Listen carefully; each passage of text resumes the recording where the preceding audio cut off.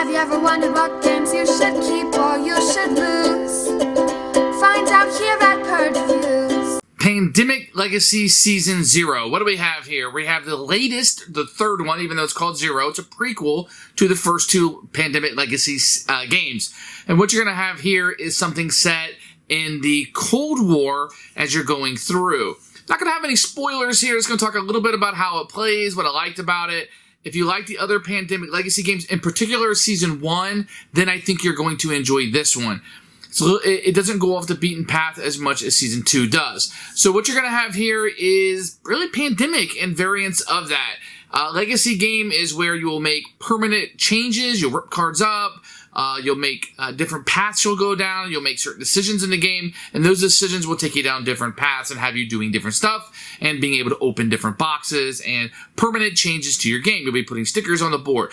So this is a game that you'll play roughly about 13 times if you go through the prologue, all the way through maybe 25 games max. But when you're done, you're done. You can't play it again. I guess you could if you wanted to and just have fun with it, but there's no rule set to do that. So once you're done, you are done. You're going to rip cards up. You're going to go through the storyline. It's almost like watching a movie, a very long movie, but you only watch it once. So you're going to need a set of people, more than likely. I mean, you can have people come in and out, but I don't think it's going to have the same effect. You're going to want one group of people as much as possible to sit, commit to this, and play it. It can be very difficult to do. It can be very difficult to have that many people. Even when COVID isn't going on, it's very difficult to get people to come back over and over and over again.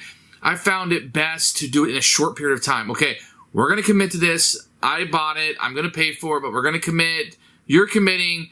Let's set up a schedule and let's get these done. Maybe do 3 or 4 games, 2, 3, 4 games in a day. But we're committed to doing this, and this is our hobby for the next week or so as we get through this game. It's going to play out that way.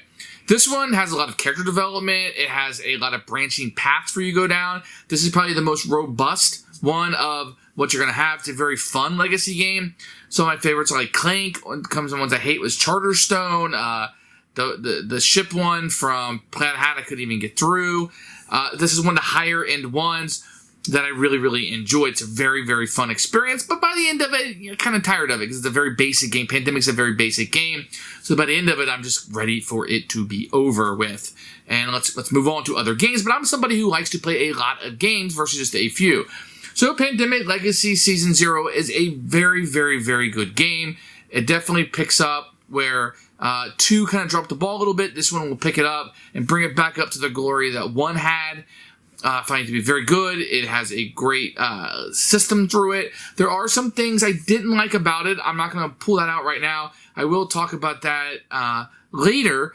But what was good about it was the fact that it's Pandemic. So a lot of Pandemic stuff is going on. It's very easy to play, very simple to pick up, and a lot of what you see is very, very familiar. Now, some of the cons were, I didn't find it very hard. We pretty much passed every month. We didn't fail at anything.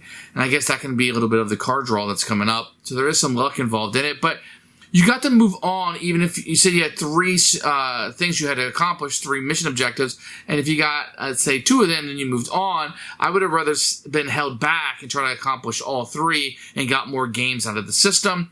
Surely you could have done that very easily by just nerfing it and doing it, but it wasn't in the rule set. So we felt like we missed out on the game. It almost begs you to get the game again and make the different decisions you're going through. The different paths, I don't know. I didn't play it multiple times, but it really felt like those decisions I was making were important. And towards the end, we kind of cheated. Like, okay, like a choose your own adventure book. Okay, what would happen if we did this? And I think what changed was very minor. But in that aspect, it was really, really cool. I do like the disguise. We each had our different characters and we felt different. And we were dressing up and having fun dressing up. And we were having fun making up silly names. And that really played into what we liked. And even though our characters ended up being very different, it was very much fun to do that. And I liked some of the different objectives you were doing during the game. So overall, Pandemic Legacy Season 0 was a success, one I'm very happy with, and one I can easily recommend. If you're looking for a legacy game, this is a great place to start. Yeah, start, even though it's the 3rd game, because it is the prequel. You don't really have to know anything about the first 2 games to play this, so jump right in and have a great time.